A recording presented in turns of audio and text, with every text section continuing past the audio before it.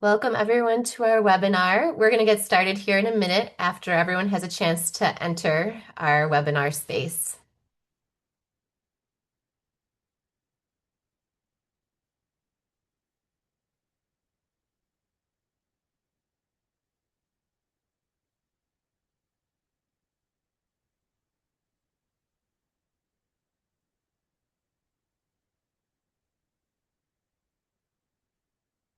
Welcome again. For those who've joined, I'm just going to give another couple of minutes. I still see a lot of people coming in from the waiting room, so just please hold on and we'll get started.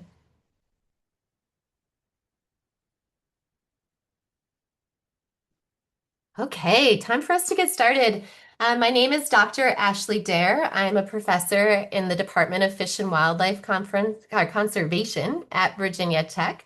My pronouns are she and her, and I have lived experience and also family experience with disability. So this is a topic near and dear to my heart. We're really happy to have you joining us today in our first of four webinars related to disability projects that state fish and wildlife agencies have been undertaking in the last few years. In a moment here, I will give you a little bit more of a background, but I just wanted to make a few logistical announcements before we get started. The first is that we have ASL interpreters today, as you'll notice. If for any reason you're struggling to see those, you can move to the upper right-hand corner of your screen and change the size of the boxes in your webinar, and you're welcome to do that. For Q&A, we will be taking that throughout our presentation. Under the More button, if you're not seeing a Q&A button, you can find the Q&A button. And in there, you can type your questions, and then our presenters will answer them as they're able to, or we'll answer them verbally at the end of the presentation as well.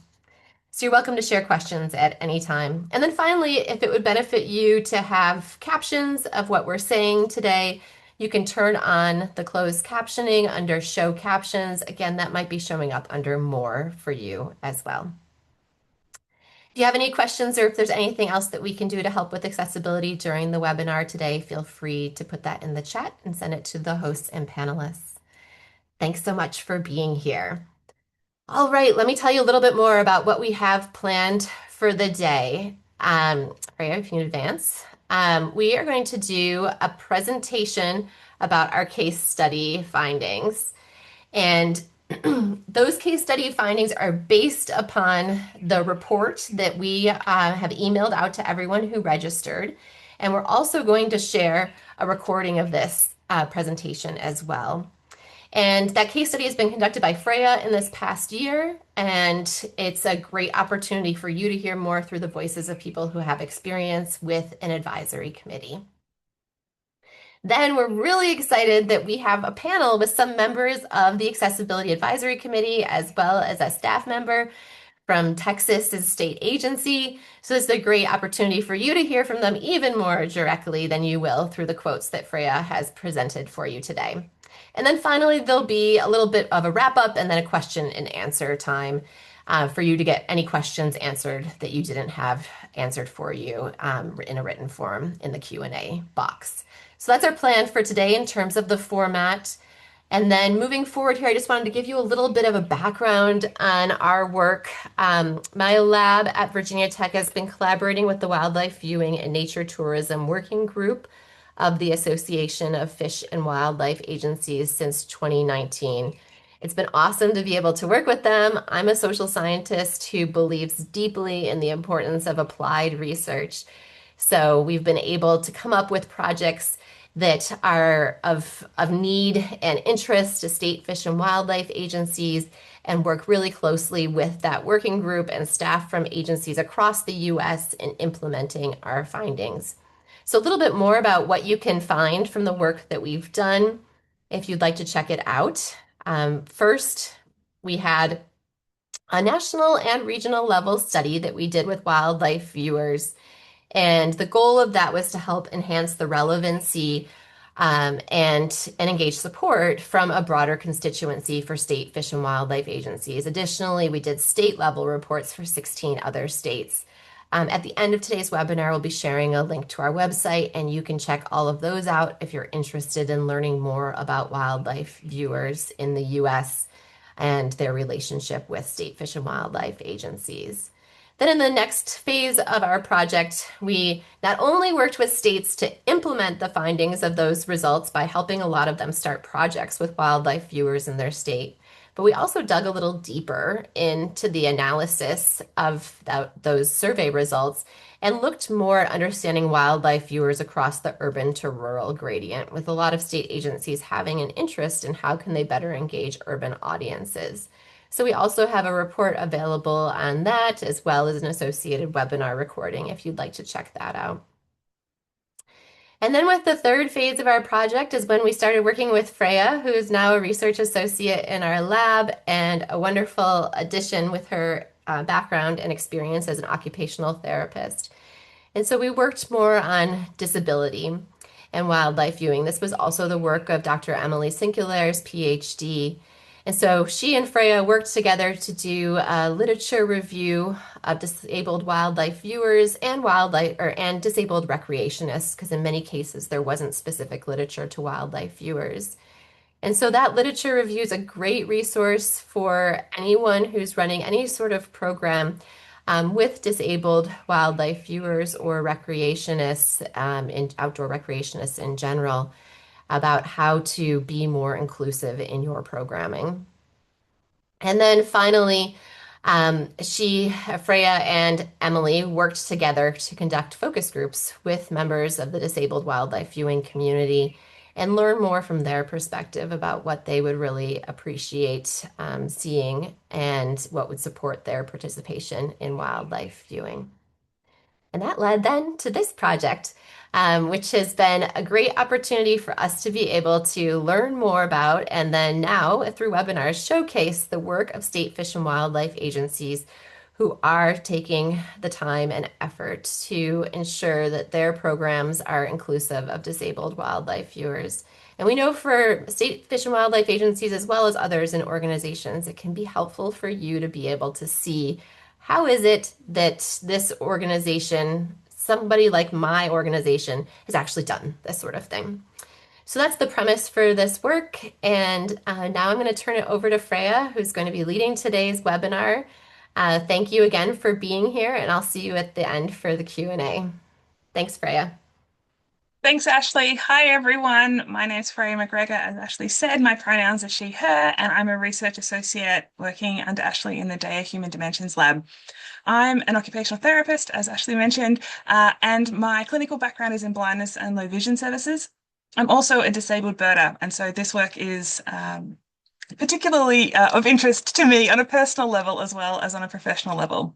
So, let's get started. Why should we be worried about supporting disabled wildlife viewers? Well, firstly, this is some data that came from the National Survey of Hunting, Fishing and wildlife-related recreation. So, of all of the wildlife-related recreationists, 29% hunt or fish, and 97% view wildlife.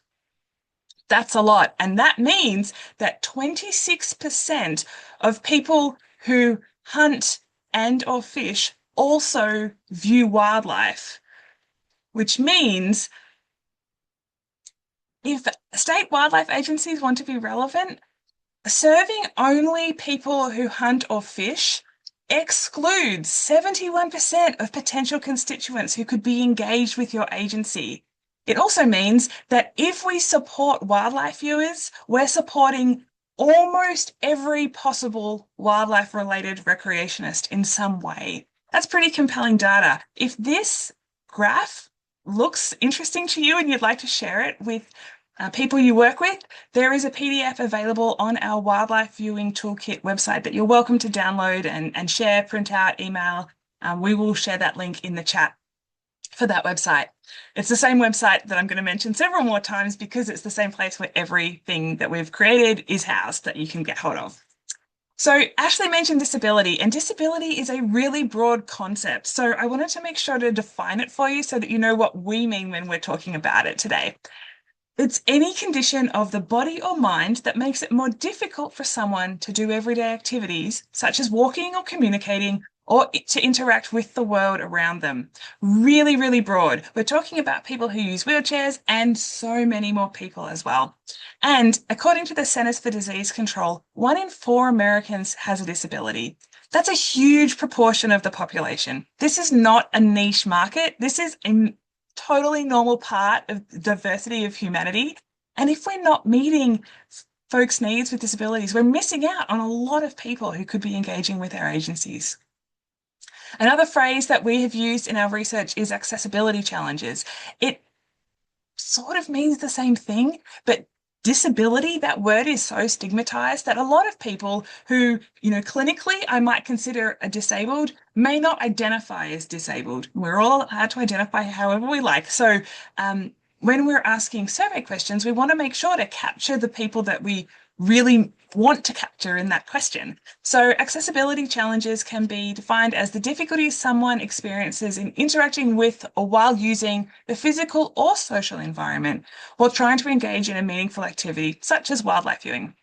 It may be the result of a mobility challenge, blindness or low vision, intellectual or developmental disabilities such as autism, mental illness, being deaf or hard of hearing, or other health concerns like chronic illnesses. If you're not familiar, capital D deaf is used to signify the deaf community who use sign language to communicate primarily. There's a whole culture around that, so that is a capital D deaf, as against other folks who have hearing loss but don't necessarily use sign language primarily. So the big question here is how many wildlife viewers experience accessibility challenges? And this was a question that was asked in that first phase that Ashley was sharing about of the through a national survey of wildlife viewers. And it turns out 39% of survey respondents told us that they experience somewhat, quite a bit, or a great deal of accessibility challenges when wildlife viewing.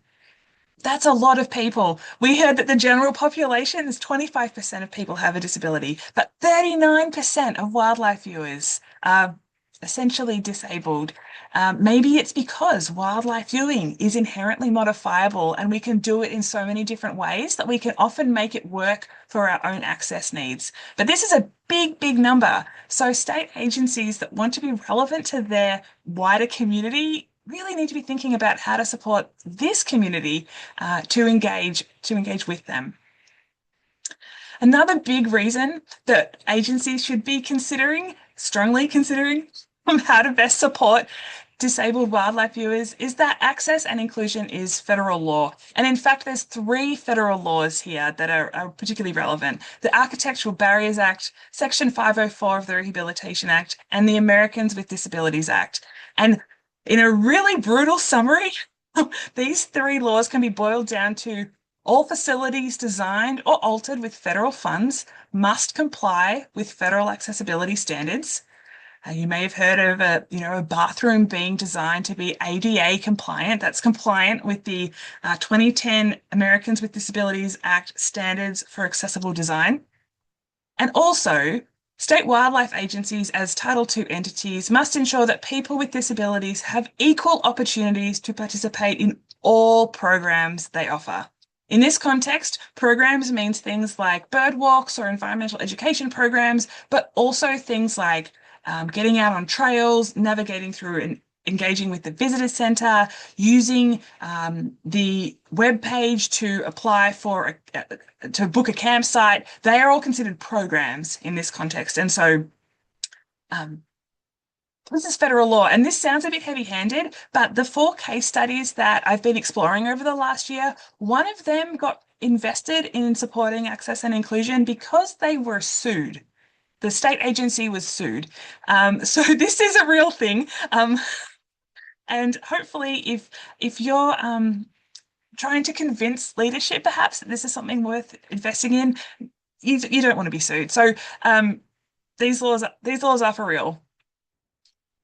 As Ashley mentioned, in previous phases of this big long project, we've developed a whole bunch of resources for you to use. So our website, if you have a smartphone, you can scan the QR code on the screen right now, or you can visit viewing.fishwild.org www.vt.edu/disabled-wildlife-viewers. And you can download the literature review Ashley talked about earlier, the report of the findings from our focus groups. We talked to a whole bunch of disabled and neurodivergent wildlife viewers.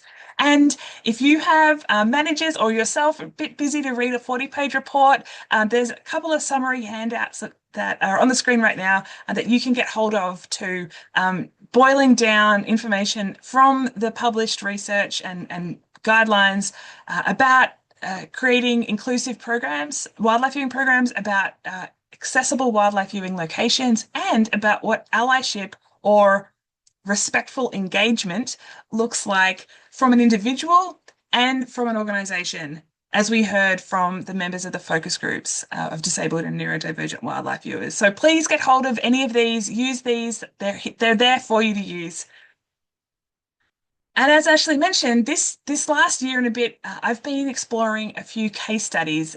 And as Ashley talked about, the background was that several state wildlife agencies are doing really great work supporting disabled wildlife viewers, but other states don't necessarily know what those projects look like or how to implement those in their own state. Some states only have one person who's in charge of all of the wildlife viewing.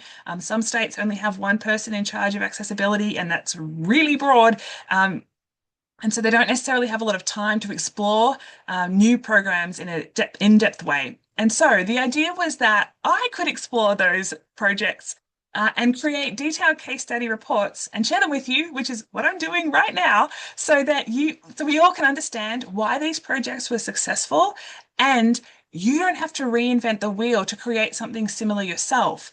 These reports so far, just this one about the Accessibility Advisory Committee has been published, but this is the recipe, and I'm hoping that giving it to you will allow you to bake that cake really, really well. So each of these case studies has involved site visits, except for the Accessibility Advisory Committee, because they meet virtually, so I didn't go anywhere to do that. Photos of the program as applicable, a whole lot of interviews with staff who are involved in different ways and at different levels, and disabled participants of the program, and then collecting any supporting resources that the agency was willing to share with me, like outreach emails or liability forms, again, to provide you with all those ingredients and the recipe so that you can bake this cake and hopefully replicate something similar with maximum success and minimum challenges, because we're learning from these agencies about what they did. So this is the first one of four. This one, which you hopefully know, is about an Accessibility Advisory Committee. There's another case study coming about an accessible trail, one about a loaner track chair program. Track chairs are off-road powered wheelchairs. There's a photo of one. They're quite popular, but to be effective as a program, there's a whole lot of considerations that need to be taken into account. So come along to that webinar if you're interested in learning more, and one about an inclusive wildlife viewing program. So if you're interested, if you've already signed up for our email list, you will get an email when we when we publish these reports and have the webinar date set. And actually the webinar for the Accessible Trail is already set. So hang out till the end and we'll share that link with you if you'd like to register. As Ashley said, this is for anyone who is interested. So if you have colleagues, if you have friends who work at other organisations, I keep saying wildlife agencies, but if you're here working at some kind of nature organisation, you're very welcome here too. So please share this and these opportunities and these resources with anyone who you think would benefit. So today we're here to learn about an example of effective and ongoing engagement with the disability community. And it turns out we're going to be exploring the Accessibility Advisory Committee at Texas Parks and Wildlife Department. On this screen is a photo of 7 folks, most of whom are part of the Accessibility Advisory Committee. They're all sitting in off-road wheelchairs. 6 of them are sitting in track chairs. 1 is sitting on the left, the Grip Freedom chair, which is a manual off-road wheelchair. But we'll talk about those cool chairs in a future case study webinar. So before we get in, I'm going to invite you to tell me just a little bit about what you already know about accessibility advisory committees with a quick poll. If I can get that set up. I'm going to stop sharing my screen just for a second because it's not showing me the controls. Here we go. Okay. Here comes the poll. So the question is, on a scale of, I don't know where to begin, to I've already done this successfully, please rate your comfort with engaging effectively with the disability community. Hopefully you can see that question up there. Great, amazing. This is not a test. It's also anonymous. I'm just curious about how you're feeling and how this is going for you. And the second question, if you scroll down, it says on a scale of I don't feel confident to I know exactly how to do this well. Please rate how confident you feel about creating and/or supporting an engaged accessibility advisory committee.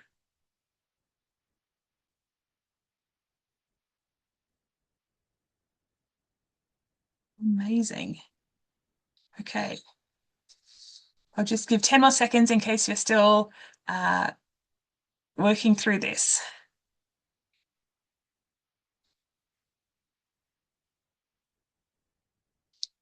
Awesome. Thanks very much. All right.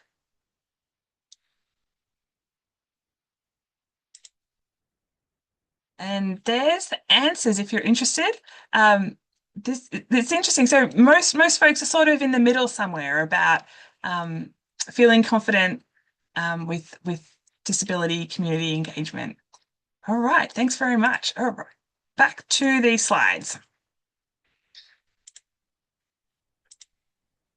The reason of the 4 case studies we're doing, the reason that we're starting with the Accessibility Advisory Committee is because we really believe that if you get this right, it will make everything else so much easier. If you want to develop accessible wildlife viewing locations, if you want to create more inclusive wildlife viewing programs, if you want to establish an effective loaner adaptive equipment program, if you have an Accessibility Advisory Committee already up and running, those other programs will be so much easier to get right. An engaged and effective accessibility advisory committee can provide useful and honest feedback to make any kind of facility or program as effective as possible. It can help staff feel confident in decisions that you're making, whether that's, I don't know which option to choose, or whether that is that really worth the money. An accessibility advisory committee can help with that. And it can help connect you to a broader network of people within the disability community, which will only help your agency become even more relevant to the community at large. So this is a really awesome thing to start with. If you grew up, or maybe I think they're still around, in the back of some magazines, you can sometimes find these like flowchart quizzes to help you decide on whether you should do this thing or that thing. And so I built one here to help you answer, should your agency have an accessibility advisory committee? So the questions are, does your agency serve the public? Well, 1 in 4 Americans have a disability, so consider establishing an accessibility advisory committee. Does your agency receive federal funding of any kind? If yes, consider establishing an accessibility advisory committee. And if not, you might in the future, so consider establishing an accessibility advisory committee. Does your agency know everything about every person with a disability? No, it's not possible. So consider establishing an accessibility advisory committee. And finally, does your agency operate with a limited budget? I'm going to guess yes. So consider establishing an accessibility advisory committee. One of the committee members shared with me, in order to facilitate accessibility, agencies need to find out what the needs are of the individuals with different disabilities, because accessibility means something different to everyone. And if you put everyone's disabilities and everyone's experiences together, agencies end up with pretty good feedback on whether or not what they're going to propose, this great ADA thing, is going to be usable. If it's not usable, it doesn't work. This committee member has become famous for her shower legacy, and you can read a whole lot more about that in the report. But it turns out that you can buy a sign with a stick figure wheelchair user the international symbol for accessibility, and stick it on anything you want. That doesn't make it usable for people. And often, especially at government agencies, accessible means it's compliant with the relevant accessibility standards. But as she found out, uh, Texas Parks and Wildlife built this fancy new shower block at a state park she loved camping in. She uses a wheelchair. She showed up and she transferred to the bench, which is where like the bench was supposed to be in the shower. It was all perfectly in compliance with the ADA standards, but she couldn't reach the faucets. She can't have a shower in her wheelchair. That's going to damage some really expensive piece of equipment. And she can't reach the faucet from the bench. This shower was accessible in that it was compliant with the standards, but it was completely unusable for her. And she was like, if they just asked me, I could have told them that at the beginning. Like this is totally not a mistake that needed to be made. And she became a member of the Accessibility Advisory Committee and has completely changed how Texas Parks and Wildlife design showers because of this. So this is an amazing example of why talking to actual people with disabilities about what you're planning is really important. So the Accessibility Advisory Committee in Texas is coordinated by the state accessibility manager / ADA coordinator, same person. Her name's Jessica. You'll be hearing from her later in the panel. And there are 13 active members, including people with a variety of disabilities, because we all have different access needs, people who are caregivers of people with disabilities, and some people with professional knowledge about disability, accessibility, and inclusion. Most of these people are people with disabilities, which is really how it should be. We should be hearing from the actual people we're trying to serve. And we're going to hear from folks who fit all of those categories in the panel today. Members of this committee must be appointed by the Commissioner, which only happens every 2 or 3 years, and the Accessibility Manager puts forward suggestions of people she thinks might be great additions, like this member with the shower legacy, who she'd interacted with through this complaint process and realised this person was possibly going to be an amazing member of the Accessibility Advisory Committee.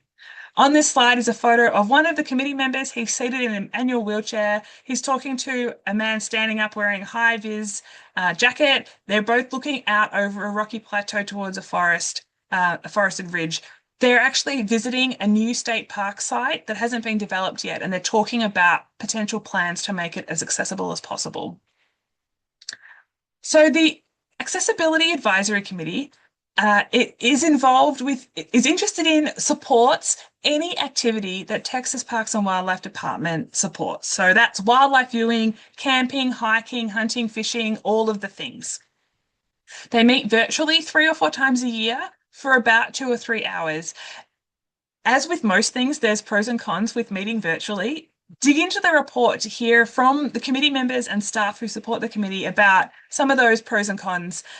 Texas is geographically very large, and transportation for people with disabilities can be a challenge, aside from the very large size of Texas. So meeting virtually seems to be working really well, but not everyone has access to computers with microphones and video cameras, and some people aren't super tech savvy, so if something goes wrong, they might not know how to fix that, and then they get sort of excluded from that meeting. And so pros and cons. They do a whole bunch of things. They discuss complaints from the public with the aim of talking through what can Texas Parks and Wildlife do to meet this need? How can we best support this person who's trying to visit our facilities and engage with us? They review policies and communications related to disability and accessibility. They attend adaptive recreation and outreach events, engaging the community. They visit new properties and provide on-the-ground feedback and ideas. You just saw a photo of that happening. This photo is another member of the Accessibility Advisory Committee seated in her wheelchair, looking out over a waterfall and another rocky plateau, talking about some more potential accessibility improvements. And the thing that I think is probably the biggest impact for Texas Parks and Wildlife is that staff come to Accessibility Advisory Committee meetings. They share their plans and the challenges they're having about accessibility, and they ask for feedback from committee members. And this is where really powerful things can happen. So, if you're interested in starting an accessibility advisory committee, this is a bit of a roadmap for you based on how it went with Texas. No doubt your state will have its own nuances, but this is likely approximate. Step one is to get leadership buy-in. The accessibility manager's manager shared that if the committee has recommendations and you want to take that to your leadership, but you don't have their support, the work of the committee is not going to go anywhere. So don't waste people's time if you don't have leadership on board with the value of creating accessible and inclusive spaces in your agency. Step two is get approval to establish the committee. No doubt this changes in different states, but in Texas, it involved a whole lot of different steps, including going to the commission and the Texas registrar. And it's now the Accessibility Advisory Committee is now part of the Texas Administrative Code. This was maybe straightforward-ish because Texas already had a whole set of different advisory committees for all different purposes. So they didn't have to completely create a whole new thing. They just had to add another committee, another advisory committee. But this process took several months to go through all the different steps. Step three is to assign the coordination of this committee to an Americans with Disabilities Act coordinator or an accessibility manager. You need a point person, and ideally there's someone involved in accessibility because they're going to be the best advocate for what this committee can offer. The accessibility manager / Americans with Disabilities Act coordinator, same person in Texas, said to me, one of my primary functions is amplifying the voice of the disability community and ensuring that voice is present in all levels of decision making at the agency. The Accessibility Advisory Committee is one of the most impactful ways I'm able to do this. Step four is to determine the purpose and format of meetings. This might seem simple, but as I spoke to different people who'd been involved when the Accessibility Advisory Committee first got set up, this actually was a little clunky and may have resulted in a few committee members deciding that they weren't going to continue as committee members because the agency hadn't kind of got themselves squared away in the purpose and format. So get this squared away first. One of those staff members said the first few meetings, we probably should have been a bit better organised about the purpose of our group. And another one reflected that when we went to virtual meetings, it made it much easier because all you really needed is a computer and the internet. So if you can get that organised from the beginning, that will likely help your committee members stay engaged and want to keep coming back to your meetings. Again, pros and cons with virtual. Read more about that in the report. And finally, recruit engaged members who represent your state in different ways. So in Texas, there is this diversity of accessibility advisory committee members is represented in a whole lot of different ways. People with various disabilities, like mobility-related disabilities, hearing and vision loss, learning-related disability. There's so many different access needs we have. People who hold other different identities like gender identity, race, age and ethnicity, veteran status, people who live in different places, people who live in urban environments versus rural environments are likely to have different perspectives. People who recreate in different ways because your agency supports all kinds of recreation.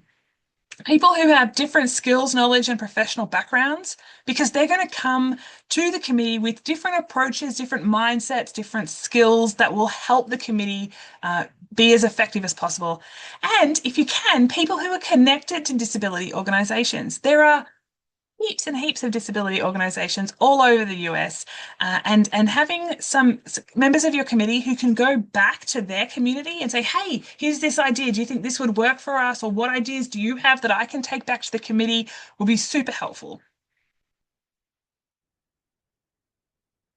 I know that some state agencies get a little nervous about having to do a whole lot of public engagement. So I asked the accessibility manager for some strategies that she used to recruit engaged accessibility advisory committee members. On this slide, there is a photo of the accessibility manager. She's the one wearing red cowboy boots, and Shelby, who we'll be hearing from today as well, who's an accessibility advisory committee member. They're on the stage presenting at the Texas State Parks conference about accessibility.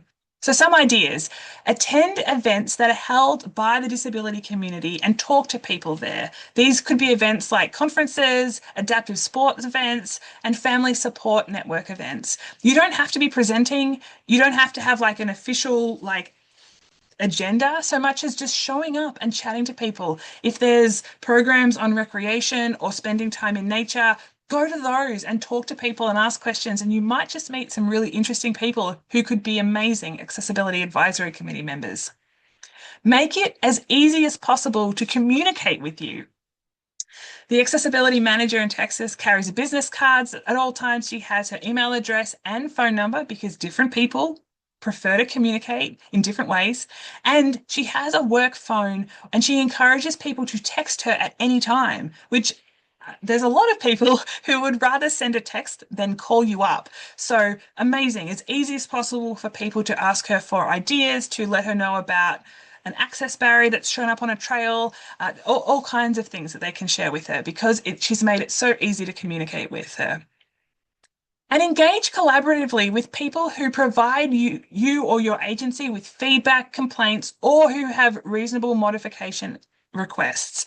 There's a whole lot in the report about how the accessibility manager does this, and she's changed the way these complaints came in. She said they felt kind of adversarial, like a member of the public was like, hey, I want to do this, but I can't. And the agency, sort of a bit of a fight.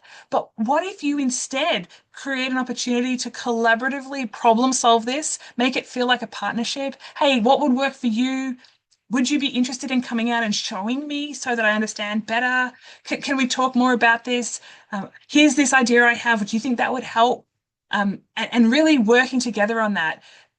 It's going to feel better for both parties, but you might also find that you meet someone who's really good at problem solving and really wants to help your agency be better at this, and they could be amazing Accessibility Advisory Committee members. The accessibility specialist is one of the staff members in Texas who supports the Accessibility Advisory Committee, and he said, you've got to get out there and talk to people. You're not going to meet anybody if you're not talking to anybody, so reach out. It might seem like a lot of times you don't get anywhere, but it's a start. You never know what one connection could lead to. You can make all the cool, accessible stuff that you want, but if you don't have the community there to use it, there's no point in building it. I wanted to know what it was like for these staff members who were invited to share with the Accessibility Advisory Committee some of the challenges that they have. And so I spoke to the exhibit shop manager who's in charge of all the interpretive signage and the wayfinding signage across all of the state parks and other locations that Texas Parks and Wildlife manage. This is what he told me. He said it's really important that our signs are accessible to everyone, and we need to improve our engagement with people who are low vision or who are blind. We decided we needed to come up with some kind of alternative format to provide the information that we're providing on signs to sighted visitors. I had 5 or 6 different approaches that I could have taken. That's where I was, where I met with the Accessibility Advisory Committee. I had all these options, but zero idea about which one was going to actually be the most likely to address the need. He cited, he doesn't know which one's going to work best. I had a slide deck and then we had a discussion. I laid out all of the different approaches that could possibly be taken, including the digital ones, including the audio features. I also laid out the challenges. I was a little bit nervous that my efforts were not going to have been good enough, but that's irrational because I was coming to them for information. I was upfront about it, like, hey, this is not something I have expertise in. I'm coming to you for your input. But what if I'm getting judged because I've really stuffed it up? It was fantastic. It couldn't have been a more understanding group who just wanted to be helpful. Everybody understood the challenges. They were willing to work within those constraints and help me find something that worked for everybody. I used to say things like, oh man, we really ought to do this. And then that idea would die right there. But this attitude was just not acceptable to me anymore. I feel like the time for lip service on accessibility is over. When I became the manager, I was like, hey, you know what? I can actually be the one to make sure something happens here. It was really time to take some action on it. I want to encourage you that even if you're not a manager, you can also take some action to increase accessibility in any way. Anything you do that increases accessibility. So just start where you are and keep going. As I talked to more of the members of the Accessibility Advisory Committee and more of the staff who were involved in some way, I noticed that there were several factors that seemed to really help this committee be so effective. One was this leadership buy-in, and that accessibility was built into the culture of the agency. Every new staff member gets accessibility training. Staff from any department are invited to the Accessibility Advisory Committee meetings. This is just how things are done at Texas Parks and Wildlife. The diversity of the committee members is a huge factor, and they're engaged. They show up, they share ideas, they connect outside of the committee. They don't just come and sit quietly, they're in it. These meetings have a specific purpose and specific feedback is requested. It's not like, hey, everyone, what ideas do you have? Because that's not necessarily as helpful as being like, hey, here are my ideas for this accessible sign that I don't know how to do well. Can you tell me what you think would work better or what wouldn't work? It was clear to me that there are committed, skillful, and thoughtful staff members around the Accessibility Advisory Committee who help facilitate the meetings, who engage with the committee members, who are paying attention to this and who really care. And that for sure is making a difference. And the contributions of the Accessibility Advisory Committee members are valued by staff. When ideas are shared in meetings, staff say thanks and they write it down and they circle back and they share back with the committee what happened or what didn't happen and why. So the committee members actually feel like it's worth their time. On this slide is a photo of three people sitting outside in a big parking lot under a canopy. They're all sitting down. One's sitting on a chair in her Texas Parks and Wildlife uniform. Two are wearing casual clothes and they're sitting in manual wheelchairs. So it is time for our panel with two members of the Accessibility Advisory Committee and the Accessibility Manager. So if you have questions for the panel, please share them in the chat. If you are having trouble seeing us all, if you hover up over the top of your screen, there's like a box with three dots across the top. And you can click My View and then Gallery, and you will see all of us equally, including the ASL interpreters. So, Patty, Shelby, Jessica, thank you so much for being here today.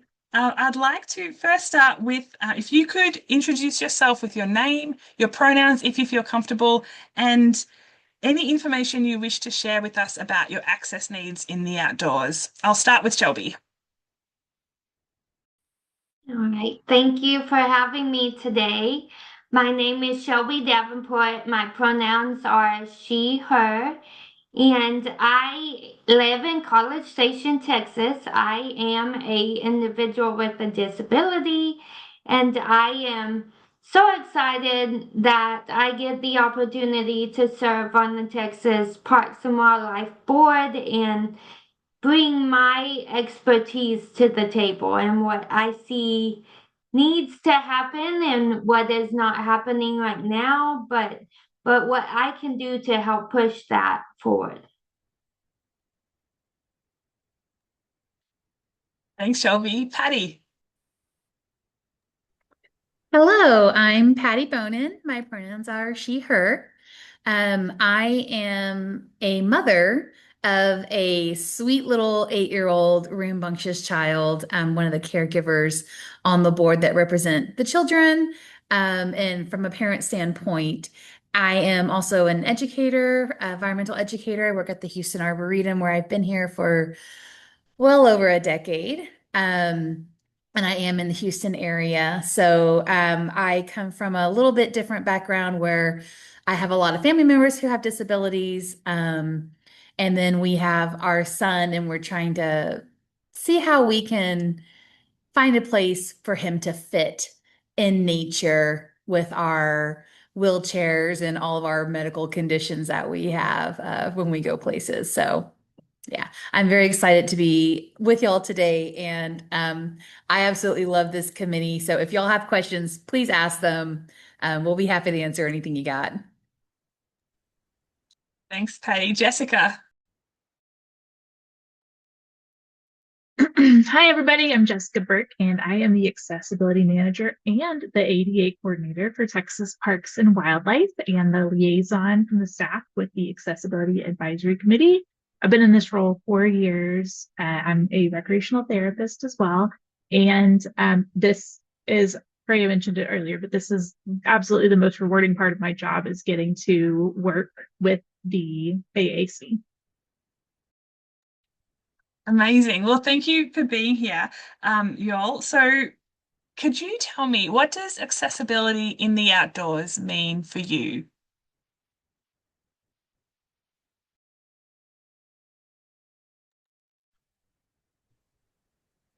Okay, I'll go first.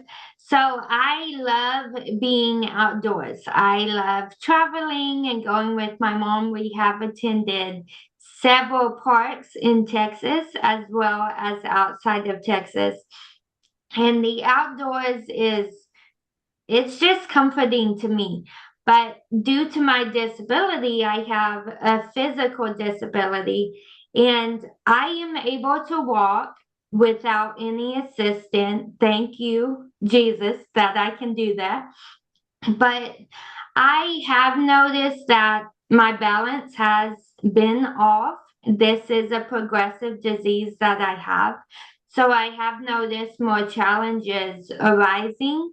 And so I'm gonna have to get walking sticks or some assistance to help me. But that is not gonna deter me from going into nature and doing what I love. I have noticed that many of my friends that I have, they don't go outside because they are scared to fall or scared to get injured. And I feel bad for them because the outdoors is great and I think everyone should get a chance to be outdoors.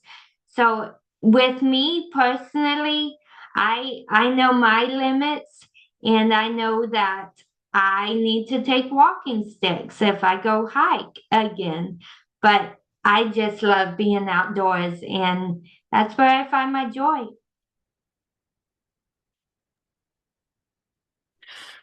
I love that, Shelby. That is also where we find our joy as well. We love being outside. My husband and I, both our families grew up being outdoors, camping, kayaking, canoeing.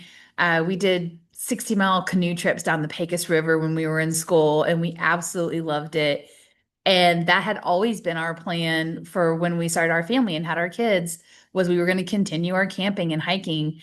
And our son got diagnosed with all of his multiple disabilities and life became different. So what we've discovered is we don't have to give up our lifestyle and the passions that we have, what we love. We can continue them. We just need the support. And it's already very expensive to be a medical family. It is ridiculously expensive, very time consuming and very energy consuming. So the thought of having to buy adaptive gear on top of all of the other gear is just not an expense that we can have. We don't have a storage for it. So having a place like Texas Parks where it's like, hey, we've got you. We'll get that for you. And a variety of different chairs, not just one chair. There's been every time we get a new piece of equipment, Jessica will contact some of us, be like, hey, we're going to ship this down to the park near you. Would you mind trying it out? Give us feedback. When we got the grit chair for the first time at Brazos Spin, we were the first ones over. We put our son in it. We walked through it all with the staff. How's the checkout system working? Do we need straps? Where are the tip bars? As I almost flipped over backwards in the chair, things like that. And it was great because they really worked with us. And it wasn't just the accessibility organization that was doing the coordinating office, but it was also at the state park level. So every time I go to a state park and I'm like, hi, I need to be accommodated. They're like, absolutely. What can we do? Which is something that I love because they have been trained so well and they've worked with our committee that they are more comfortable dealing with people with disabilities And we don't feel like we run into as much issues as we do going to just like to the grocery store or to a restaurant when we're like, hi, can we like move tables around for our wheelchair? We don't have that issue when we go to Texas State Parks. And we absolutely love that. It's a very welcoming and inclusive vibe that we get from them. So it's a huge thing for us. And being outside is just magical. It helps so many people. There's so many mental and physical benefits from being outdoors. It's even more important for people with disabilities to get those benefits. So being able to have access to the outdoors has been great for us. Jessica, what does accessibility in the outdoors mean for you? Uh, well, I also I love being outside. And when I was like after I had both my babies during COVID, that was the only time my brain could shut off was when we went camping at state parks, which is part of what led me to apply for jobs here. So for me personally, it's very important. But as a organization, what it means to me is that we are providing opportunities and options for people to engage in outdoor activities the way that they want to engage in them, if they want to engage in them. And we don't not, but some people are perfectly happy going to a park and sitting in their car and just looking at the park, and that's okay.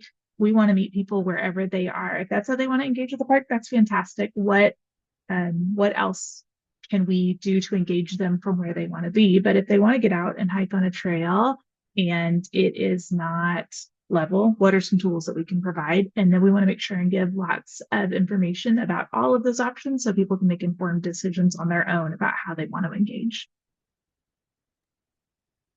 Awesome, thank you. A question, Patty and Shelby, what motivates you to give up your time to be part of the Accessibility Advisory Committee? Why does it feel worthwhile for you?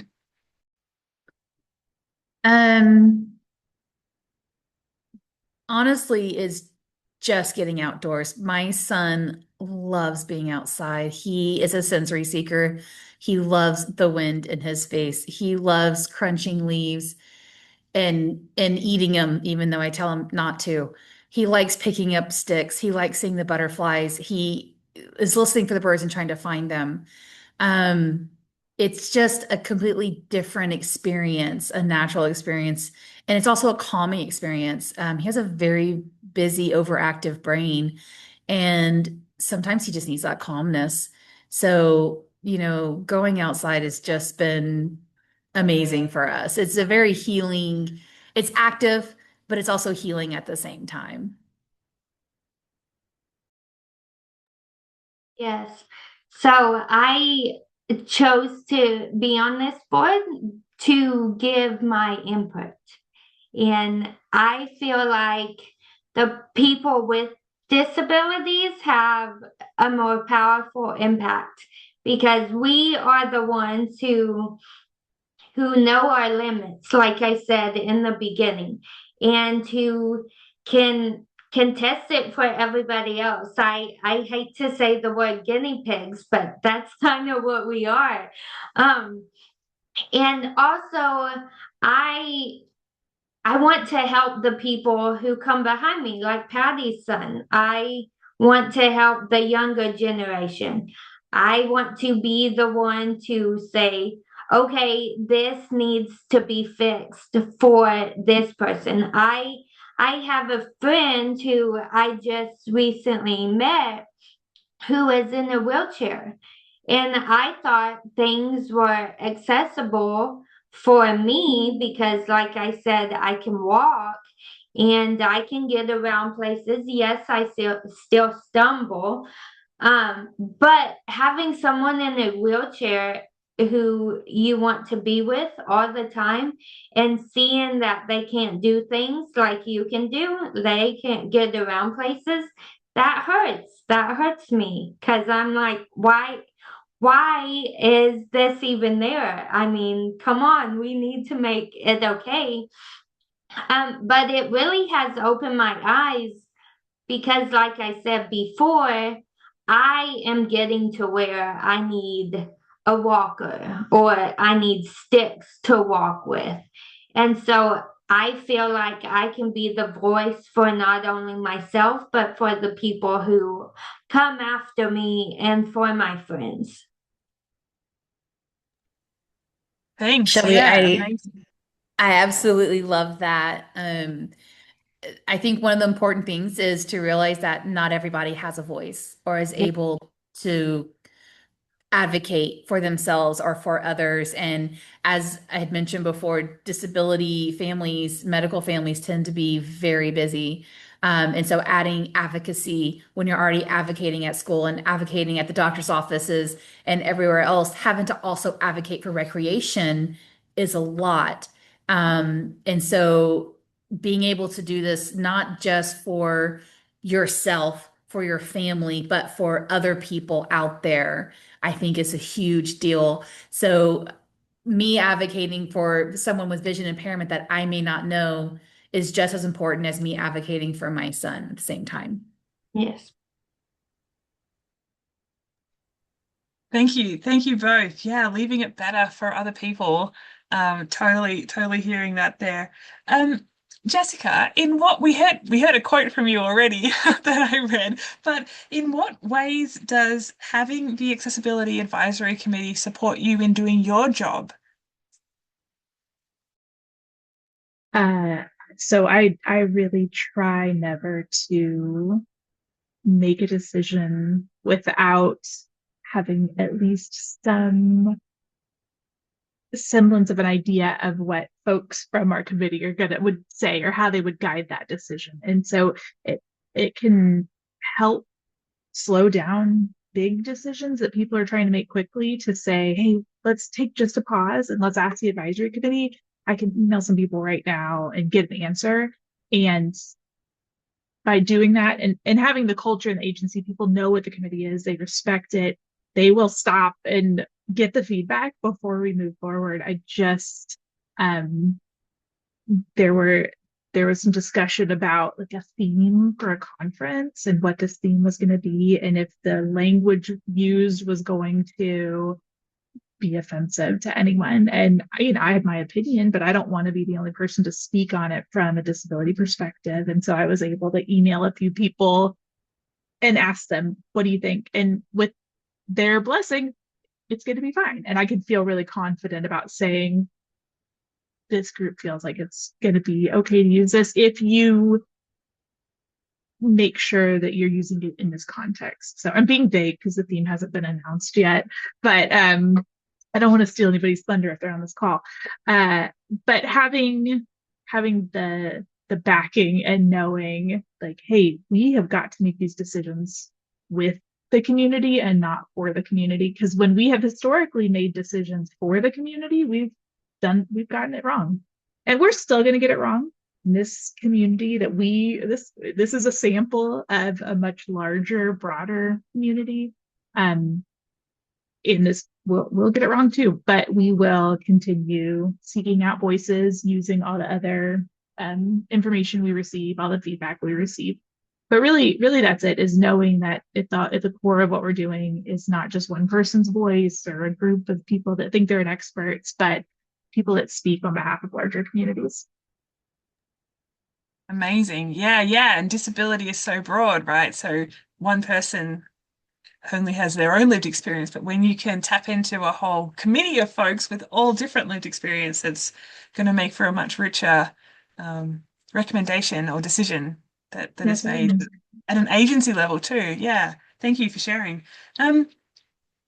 So I have another slide to share with everybody about some of the advice that was shared with me from members of the committee and from staff members about for other agencies who want to start an accessibility advisory committee. But I'm wondering just now in conversation with you all, what advice would you give if we've got 43 people on this call right now, if all of them wanted to start an accessibility advisory committee or maybe revive one, maybe their agency has a committee that's sort of maybe not thriving or not as active as it could be.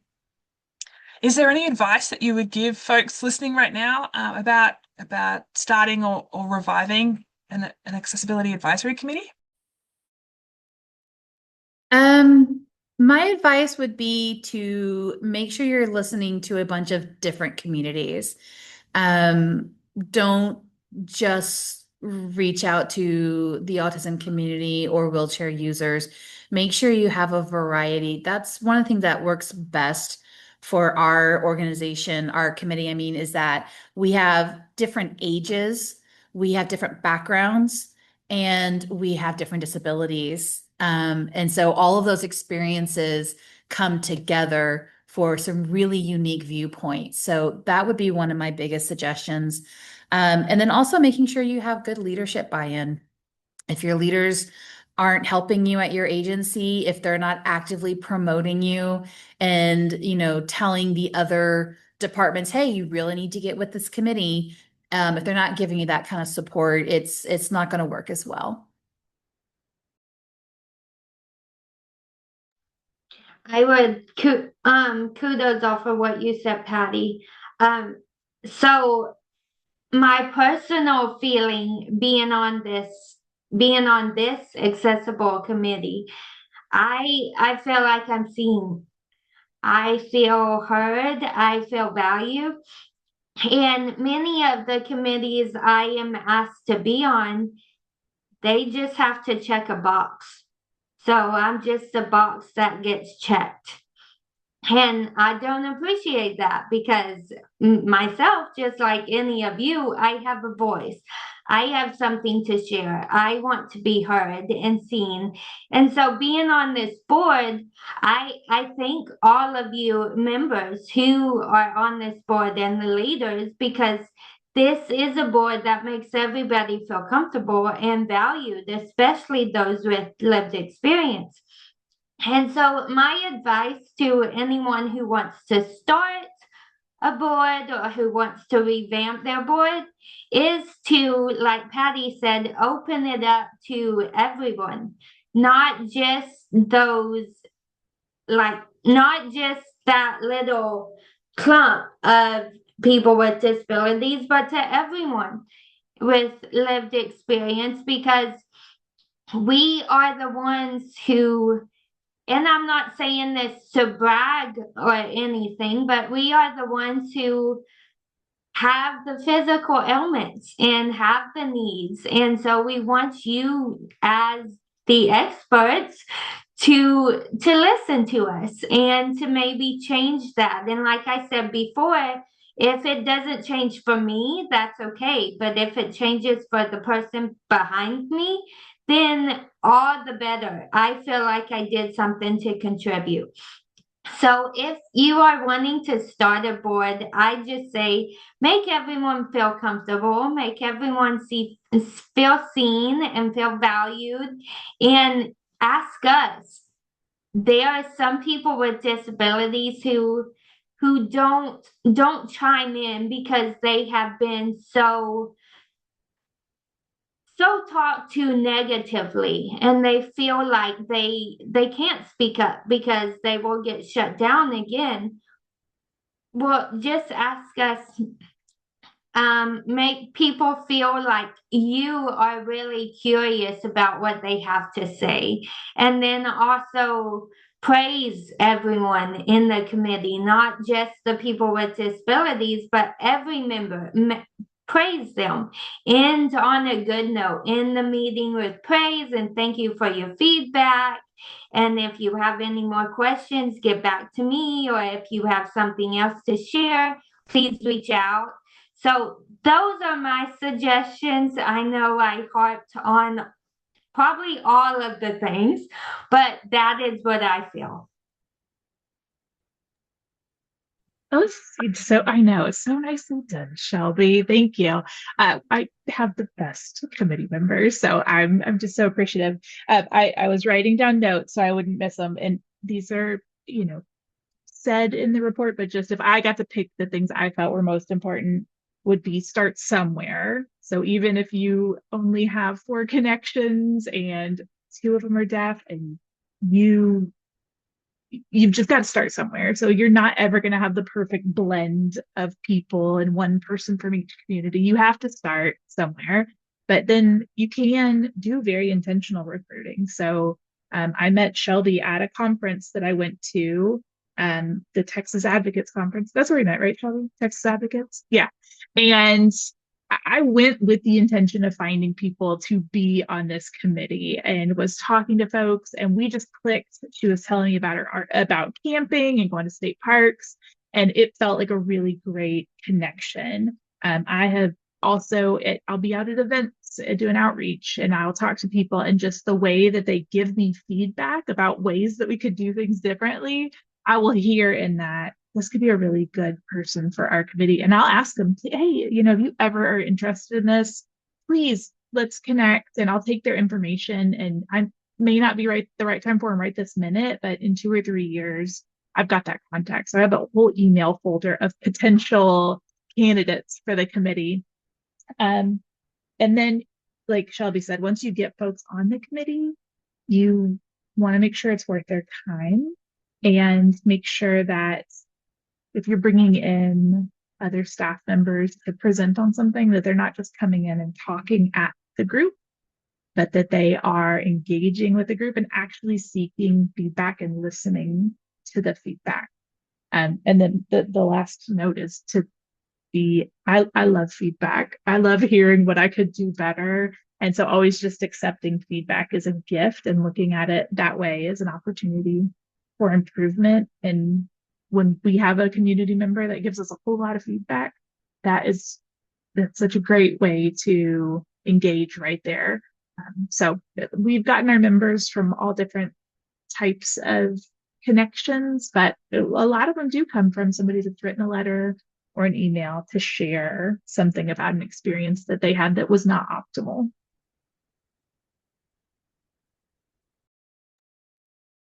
Thanks very much, y'all. And we'll wrap this panel up just for now. I'm going to share some more slides, but we're going to come back at the end of those slides for some more questions from anyone. If you have any questions at all, please share them in the chat or in the Q&A. You can send them just to the hosts and panelists if you want, or you can, I think you can send it to anybody in the chat.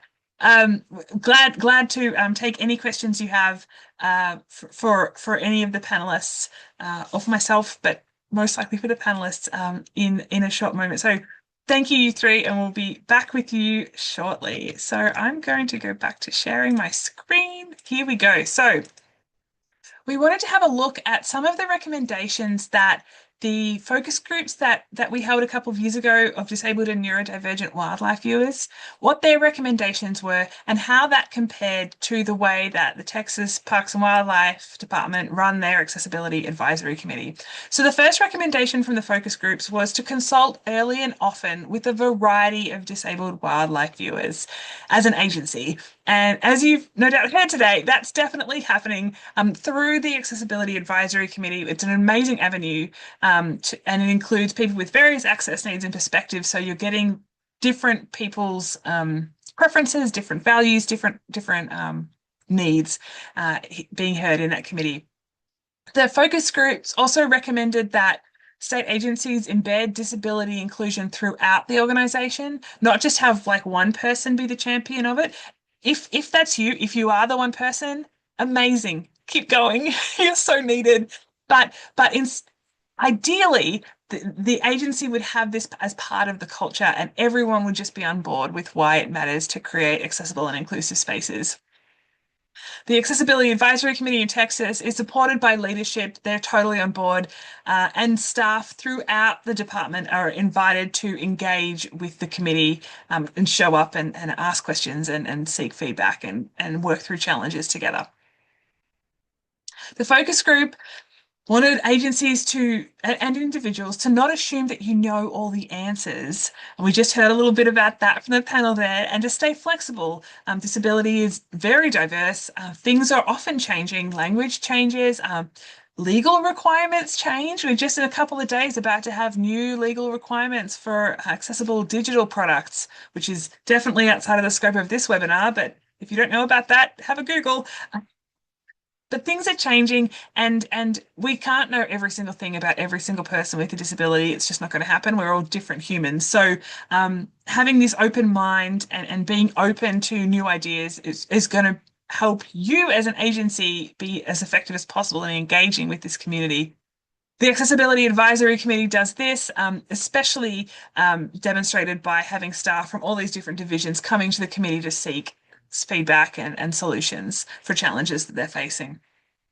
The focus group also wanted agencies to pay people with disabilities if you're asking for their advice or input beyond like a quick question as you pass someone on a trail, like how's this trail working for you? That's a general conversation. But if you're asking people for ongoing advice or some kind of intensive kind of input in what you're doing, they wanted agencies to pay people for that time and effort. If it wasn't valuable, you wouldn't ask for it, right? And you would be paying for a professional consultant, so pay people with disabilities too. Unfortunately, the Accessibility Advisory Committee doesn't do this, but that's not because of anything to do with this specific committee.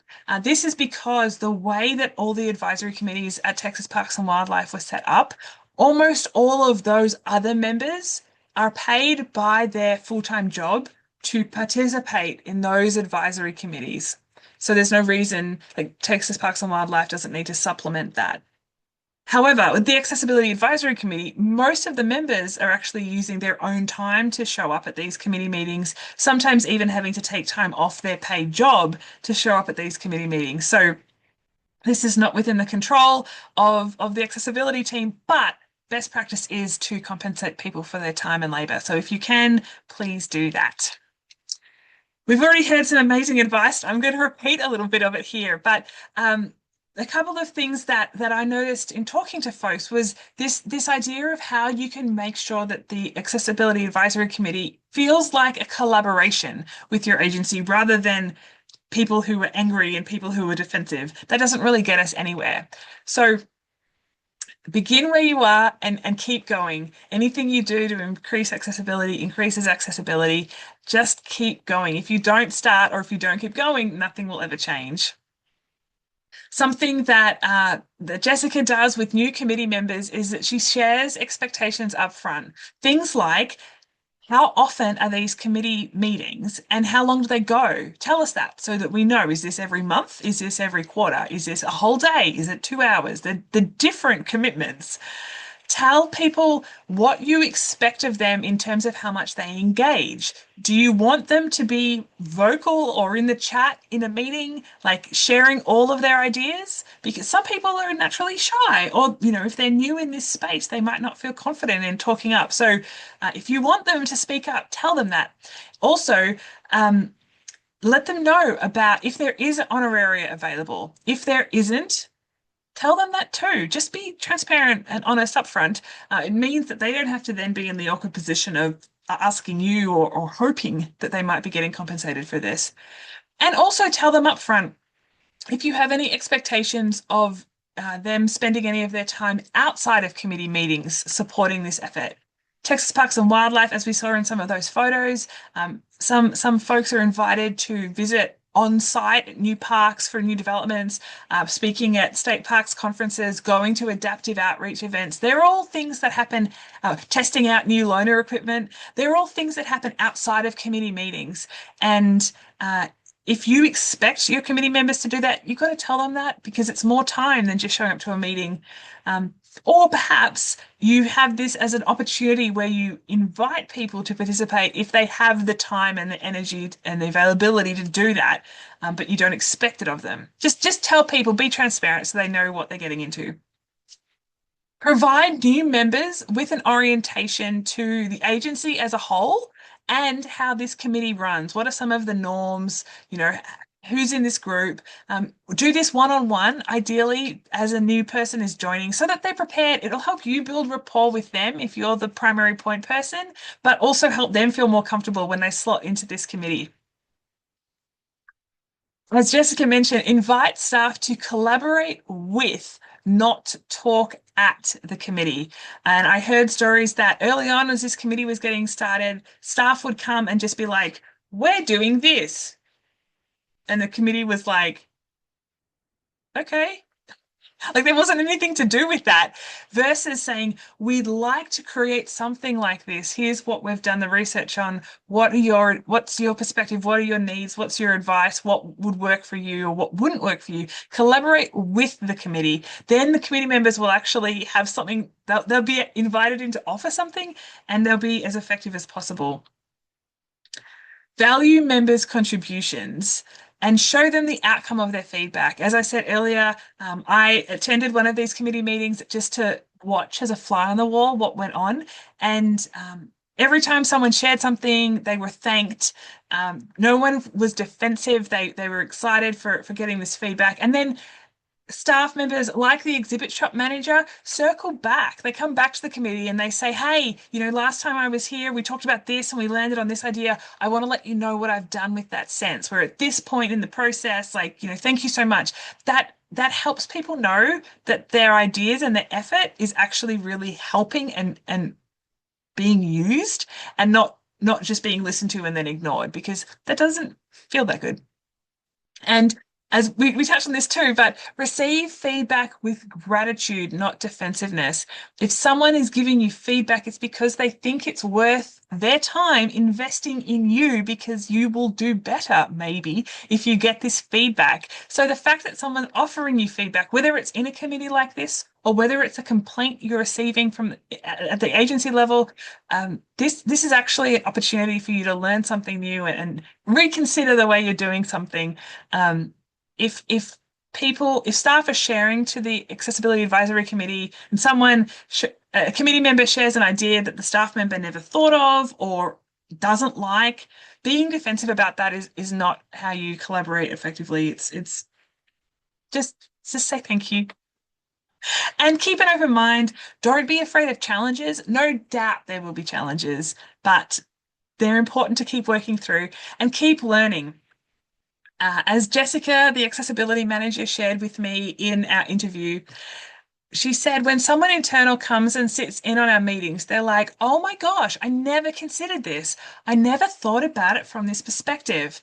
And that's true for me too. This is my full-time job, and I learn something every time we meet about the way someone would prefer something that had never occurred to me.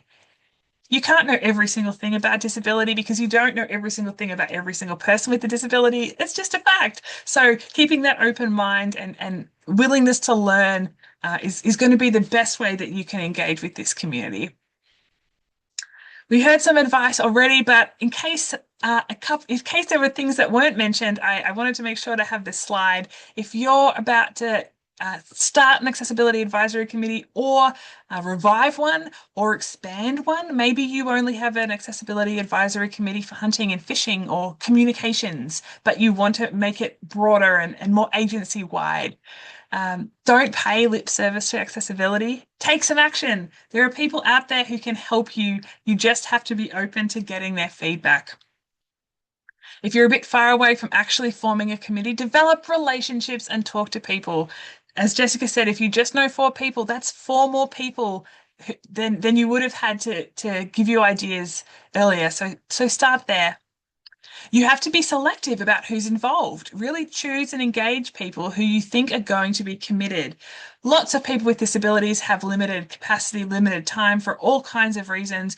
It's not that we're trying to exclude them. It's that if you have 10 spaces for people on your committee, ideally those are you have 10 people who have the capacity and the interest to show up and to contribute, because that's going to be the most effective. So being selective about who is on this committee, and do whatever you've got to do to get it off the ground, and then get as many people into the room with the committee as possible. That's how the really awesome changes will be taking place.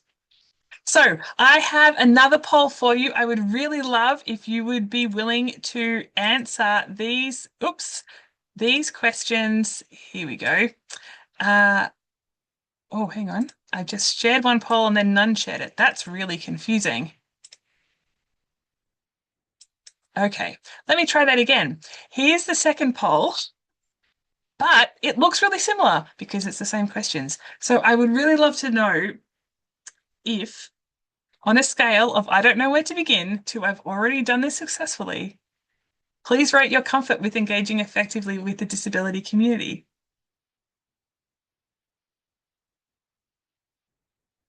It's okay if that hasn't changed. It's okay if it has as a result of this webinar.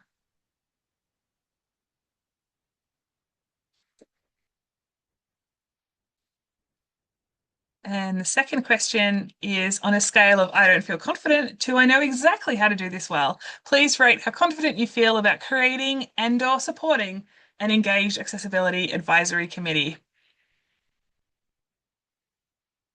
Again, this may be the same as how you felt at the beginning of this webinar, but maybe it's changed. And then there's a third question. I would love to hear in the poll, or if you would rather share it in the chat, how will you use the ideas shared today going forwards? There are no wrong answers. I'll be quiet for 30 seconds as you're typing.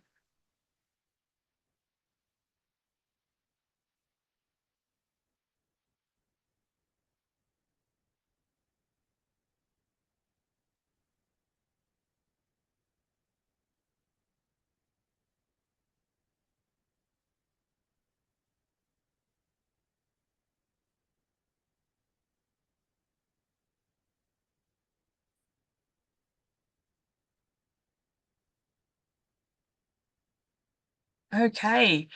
Thank you very much. I hope you got an answer in. If you didn't quite get an answer in, maybe copy and paste it into the chat because I'm about to end this poll. But I would still love to hear what you have, what you're going to do with the ideas that were shared today going forwards. All right, the poll is ending now. Okay.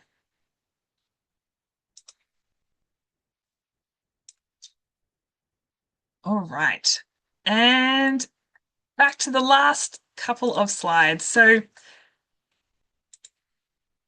as I said at the beginning, we have 3 more case studies to share with you via reports and webinars. So if you would like to learn more about how to design and build and maintain, really important, an accessible wildlife viewing location, I explored the Needle Rock Trail at Bar Lake State Park in Colorado, and that webinar will be on Thursday, May 28th from 12:30 till 2 p.m. Eastern. So Ashley's going to share in the chat the link if you would like to register for that now. Again, please share that with anybody you would like. She's also going to share in the chat a link you can use to sign up for email updates, or you can scan this QR code. It's just a little form that will share, so you can share your email address with us, and I will only email you with information about webinars, reports, or other disability-related resources that we create in the DAYA lab. You won't be spammed. Your email address will not be shared with any third parties. And finally, you've probably seen this link in the chat several times, but all the resources that we've created previously and all the resources that we will create going forwards are available on our Wildlife Viewing Toolkit website. Please get hold of them if you would like to and share them with anyone. My email address is freya.mcgregor@vt.edu. Happy to take questions there. And this project was funded by the Association of Fish and Wildlife Agencies. We're really grateful for their support to enable us to support you in doing this work. So we have a few more minutes left for any questions for the panelists, Patty, Jessica, or Shelby, or myself.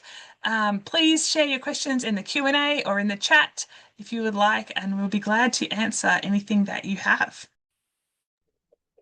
Freya in the panel, it was great to hear from you. I have a couple of questions for you as folks are getting resources and getting links out of the chat.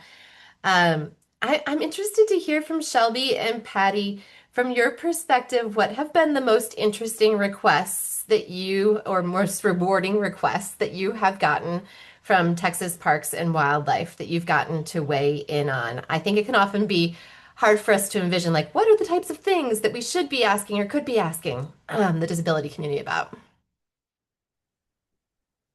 I'm happy to go first on that. It literally is so varied.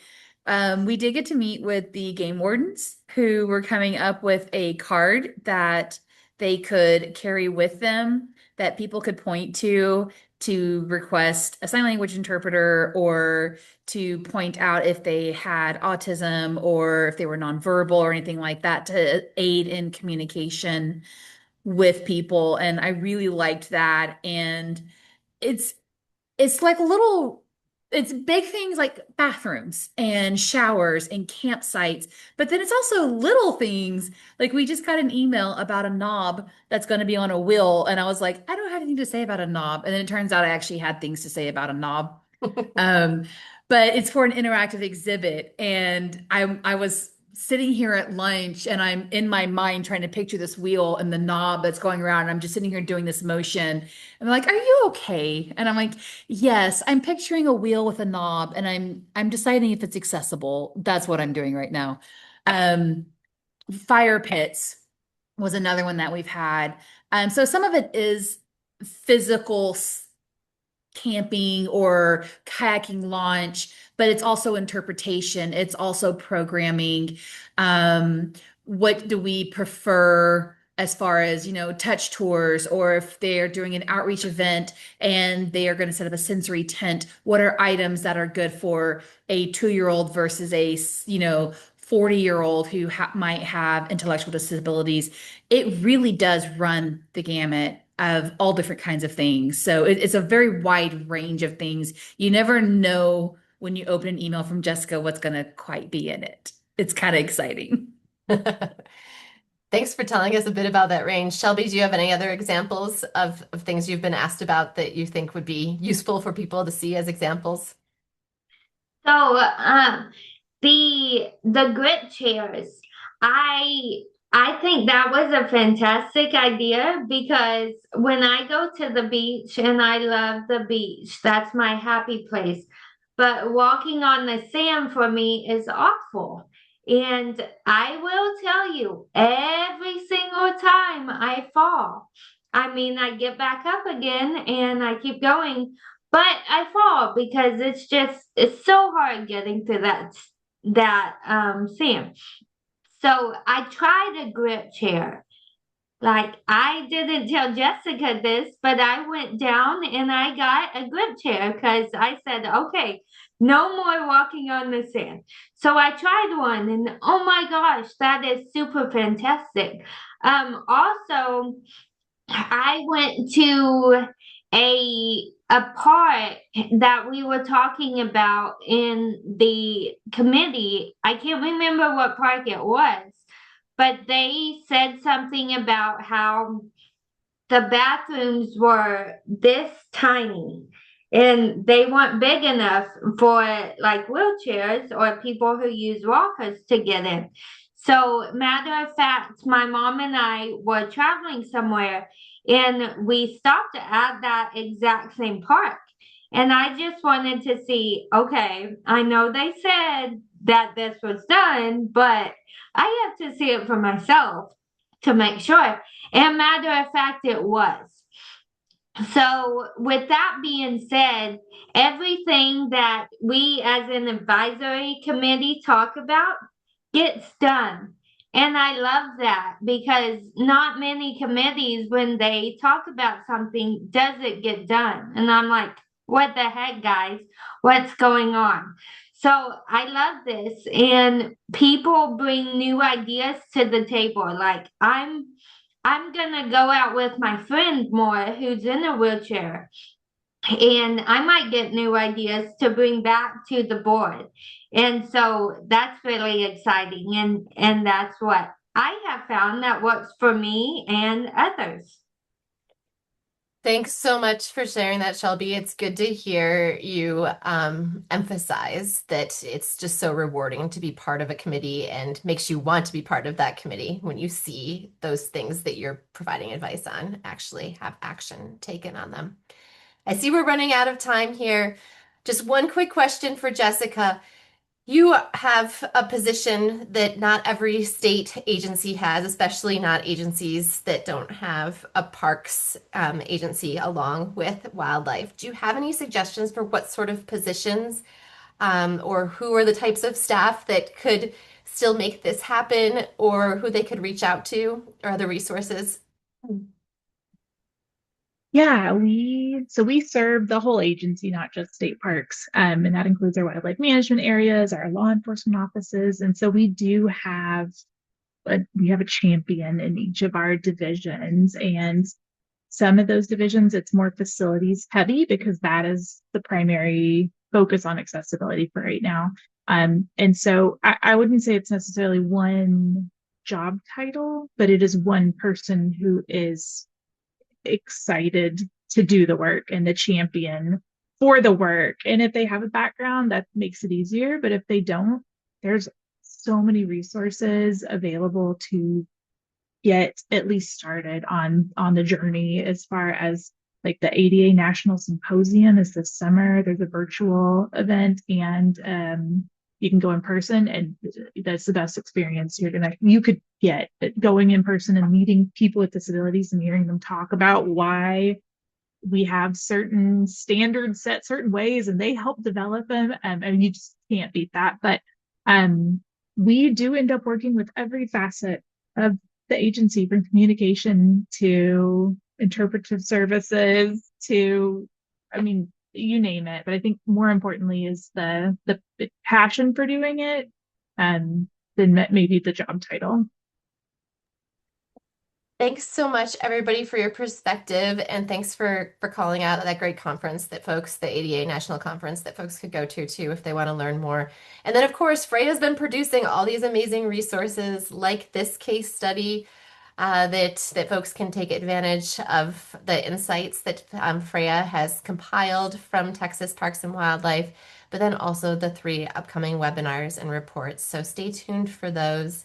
And we hope to see you there too. Shelby, Patty, Jessica, Freya, thank you so much for putting this together. It was great. I learned a lot today, and I hope others did as well.